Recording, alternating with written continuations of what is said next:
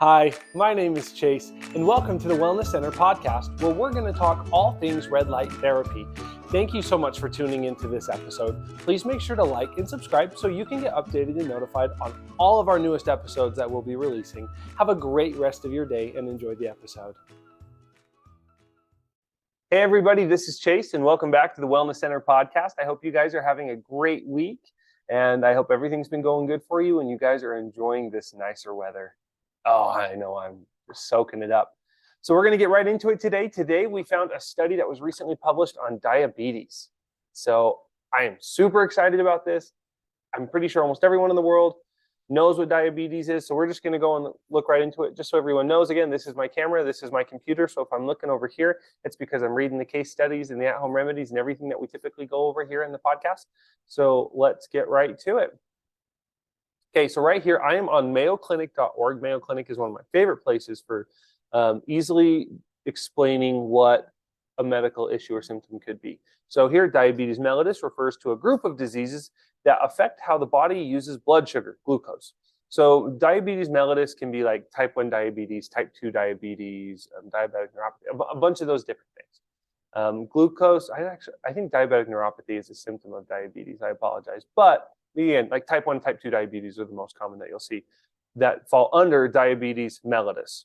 Glucose is an important source of energy for the cells that make up the muscles and tissues. It's also the brain's main source of fuel. Okay, that's good to know.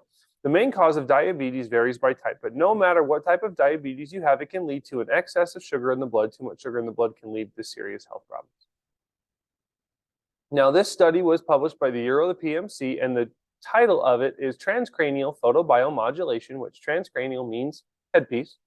Photobiomodulation improves insulin therapy in diabetic mice, modulations of the microglia and the brain's drainage system. Cool. All right, so again, I just like to go over the abstract, which is kind of the basics of the background, their methods, and the results.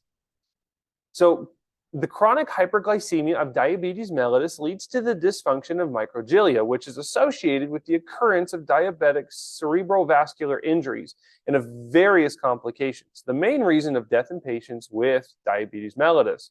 Although long-term insulin therapy can effectively control blood glucose levels, which is, what they do, it's not sufficient to rapidly restore the function of microglia.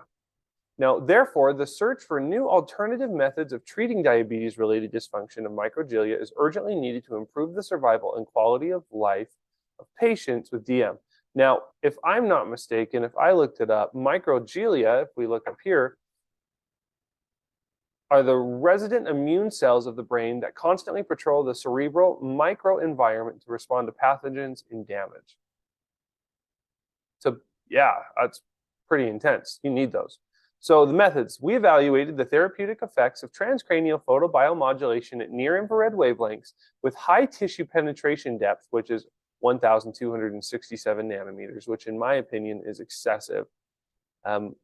According to our experts, you don't need more than 1,000 nanometers of light. But again, this is all new science, so they're just testing it out. So the high tissue penetration of depth on microglial function in diabetic mice. Afterwards, we investigated the mechanisms of transcranial photobiomodulation in terms of change in blood-brain barrier permeability and meningeal lymphatic vessel function. So the results, I'm just going to go over the basics of it because then it breaks down a bunch of stuff. The treatment of transcranial photobiomodulation significantly improved insulin therapy via modulation of microglial morphology and reactivity to cerebrovascular injury. In the conclusion, our results demonstrated that transcranial photobiomodulation can be an efficient and innovative method for the treatment of microglial dysfunction caused by diabetes to prevent diabetic brain disorders. Guys, that's huge. This can potentially prevent diabetic brain disorders and has the potential to be quickly introduced into clinical practice into Western medicine, since transcranial photobiomodulation is widely used for the therapy of brain diseases.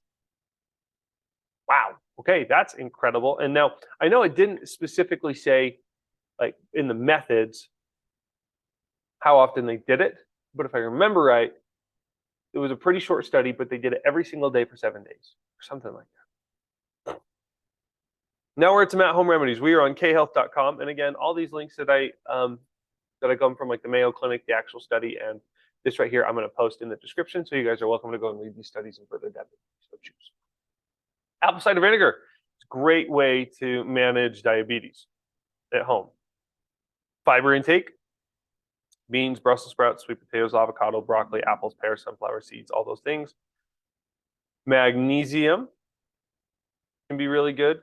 Chromium can be really good for you. Aloe vera can be good. Cinnamon, fenugreek, ginseng, probiotics. And while there are a lot of natural, I mean, this is a doctor, right? So what they're going to say is, while there are some things, it's really important to speak with a doctor regarding these things. So guys, there you have it. Red light therapy is an effective treatment for diabetic and potentially stopping diabetic brain damage. I hope you guys have a great rest of your day, and I'll talk to you later. Peace out.